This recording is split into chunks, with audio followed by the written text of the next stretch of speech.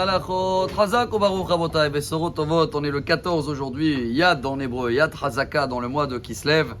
Et je suis content parce qu'avec mon français fatigué pendant des années, chaque fois qu'on arrivait à la paracha de cette semaine, je disais le nerf asiatique.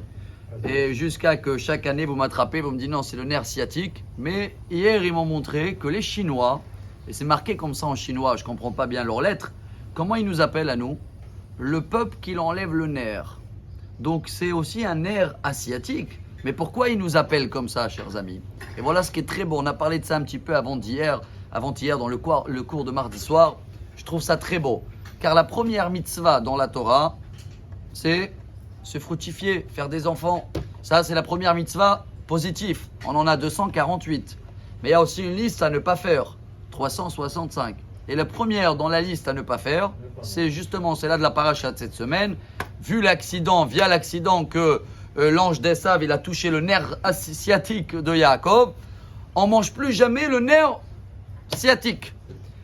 Et on a parlé ensemble, on dit quoi? C'est avec ça que Dieu il commence les devoirs. Pour nous, ça aurait été pas mieux de mettre ne pas voler, ne pas faire quelque chose qui est plus fort.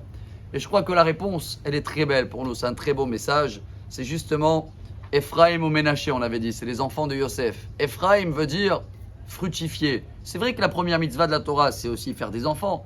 Mais c'est savoir tous les jours voir les fruits qu'il y a dans la journée.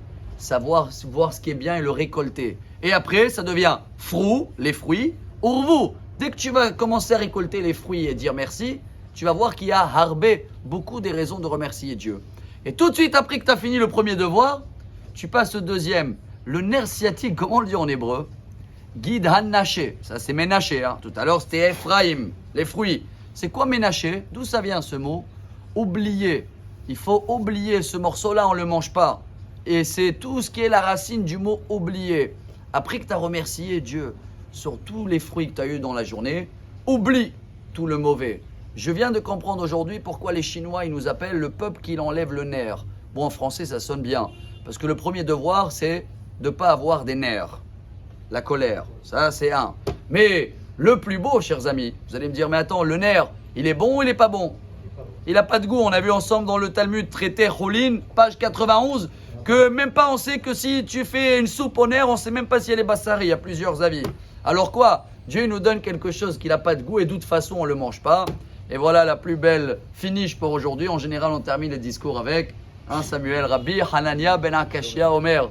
Ratza Kadosh Baruch Hu les Zakot et Israël. C'est un mérite qu'il a donné à nous tous. Que dès qu'après 120 ans, on va voir, est-ce qu'il a fait le premier devoir dans la Torah? Il a fait des fruits, il a fait des enfants, il m'a remercié, il a récolté des fruits. Oui, bravo. Viens, on va voir s'il a fait le deuxième. C'est quoi le deuxième?